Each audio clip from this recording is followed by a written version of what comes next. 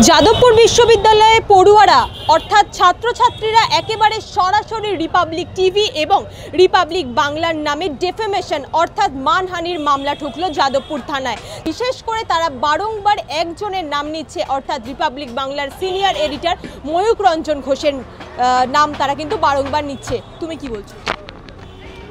দেখুন, শুধুমাত্র ঘিটাহুতি দেওয়া বা ডিফামেশন করার থেকেও বড় কথা, আমরা জানি না ছাত্রছাত্রীরা কোনো হেনস্থার অভিযোগ এনেছে কিনা।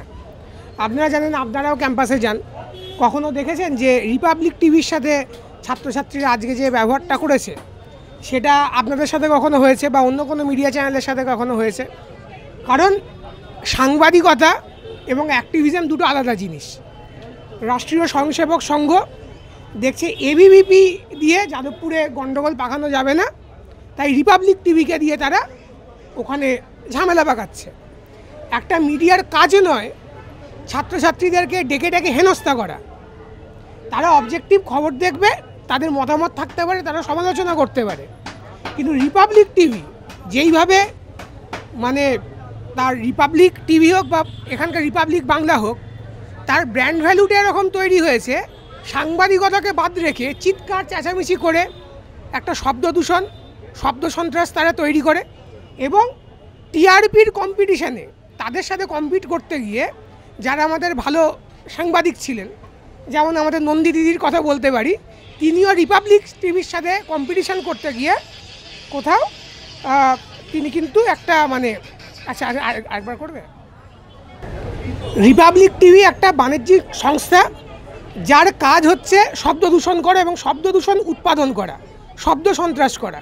এবং তারা যেটা করেছে যে সাংবাদিকতার নামে এমন একটা চিৎকার চেঁচামেচির একটা সংস্কৃতি তৈরি করেছে এবং তাতে যেহেতু তারা টিআরপি পাচ্ছে, যেহেতু আমাদের দর্শক কাকে বলে সাংবাদিকতা সেই নিয়ে কোনো সচেতন হয়ে ওঠেনি, ফলত এই টিআরপির কম্পিটিশনে আমাদের যারা ভালো সাংবাদিক, যেমন আমাদের নন্দী দিদি, তাকেও ওদের সাথে কম্পিটিশান করতে গিয়ে ওদের স্তরে নেমে আসতে হচ্ছে।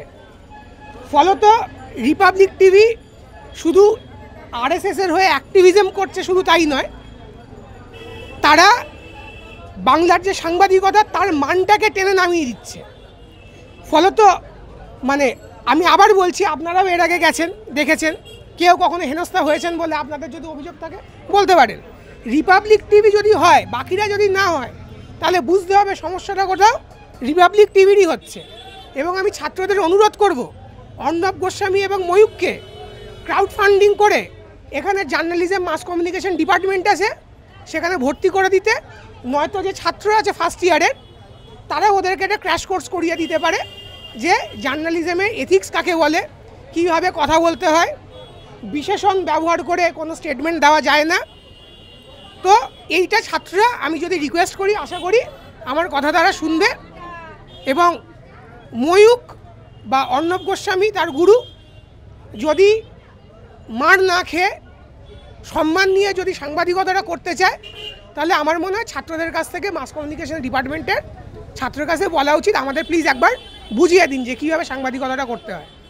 বারংবার সমাজ মাধ্যমে ময়ূক রঞ্জন ঘোষের পুরাতন পোস্ট যখন একেবারে সদল বলে এসএফআই করতেন একেবারে ফোর ফ্রন্টে এসে, সেই কিছু পোস্ট বর্তমানে ভীষণভাবে ভাইরাল হচ্ছে এবং সেই পোস্ট কিছু মহিলাদের নিয়ে অশালীন পোস্ট, সেই পোস্ট নিয়ে যখন আজকে যাদবপুর ইউনিভার্সিটির ছাত্রছাত্রীরা একেবারে রিপাবলিক বাংলার সাংবাদিকদের সামনে গিয়ে প্রোটেস্ট করে, তারা তখন হেনস্থার শিকার হয়। কি বলবেন? দেখুন, ময়ূক রঞ্জন একটা পোস্ট দেখলাম তিনি পুরনো দিয়েছেন যে শ্রীরামচন্দ্রের সাথে 3x রামের কিছু একটা তুলনা টেনে। তো সেখানে একজন সঠিকভাবেই মন্তব্য করেছেন যে ময়ূক রঞ্জন আগে রাম কিনে খেতেন, এখন তিনি রাম বেচে খান। সুতরাং একজন মানুষ শুধুমাত্র তার টিআরপির জন্য, ময়ূক রঞ্জন কি জানে না উনি যেটা করছেন সেটা কোনোভাবে জার্নালিজম বলে না। তিনি শুধুমাত্র টিআরপির জন্য, যেটা তিনি অর্ণব গোস্বামীর কাছ থেকে শিখে এসছেন এবং যেটা তিনি আমাদের নন্দী দিদিকে শেখাচ্ছেন, যে জার্নালিজমের নামে চিৎকার চেঁচামেচি একটা উগ্রতা তৈরি করা, এটার সাথে আসলে তার ব্যক্তিগত ভাবনা চিন্তার খুব বেশি সম্পর্ক আছে বলে আমি মনে করি না। একটা কথা আছে, যারা মদ বিক্রি করে তারা মাতাল হয় না, আর যারা ধর্ম বেছে খায় তারা কিন্তু ধার্মিক হয় না।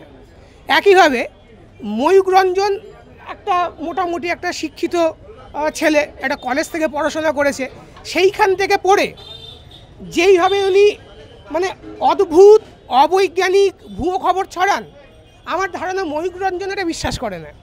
যেটা পেঁয়াজের খোলা থেকে বোম বেরোতে পারে, উনি বাংলাদেশ নিয়ে যে স্টোরি করেছেন, বিভিন্নভাবে উনি হিন্দু মুসলমান নিয়ে যে স্টোরিগুলো করেন এবং তিনি ভারতের ইতিহাস নিয়ে যে বিকৃতি করেন, তা সেটাতে আমি বিশ্বাস করি যে একজন শিক্ষিত যুবক কখনো এই ভুলভাল স্টেটমেন্টগুলো দিতে পারেন না। তিনি এটা কেন করছেন? যেইভাবে বুজরুকি দেখানো হয়, তারাও তো জানে এটা বুজরুকি, তবু তারা এটা কেন করে? তারা ইনকামের জন্য করে, অন্য কোনো স্বার্থে করে। ময়ূক রঞ্জনও সেই জ্যোতিষী বা ভণ্ড বাবাদের মতোই মানুষকে, আমাদের যারা দর্শকরা আছে তাদের একটা অসচেতনতা আছে, আমাদের প্রচুর মানুষ যারা আছেন দেশের, তাদের সেই শিক্ষার সুযোগ হয়নি। এই আমাদের দেশে যে পরিমাণ শোষণ, তাতে তারা পড়ার সুযোগটা পান না, তারা সময় পান না। এইটাকে কাজে লাগিয়ে তারা এরকম একটা বাতাবরণ তৈরি করার চেষ্টা করছেন।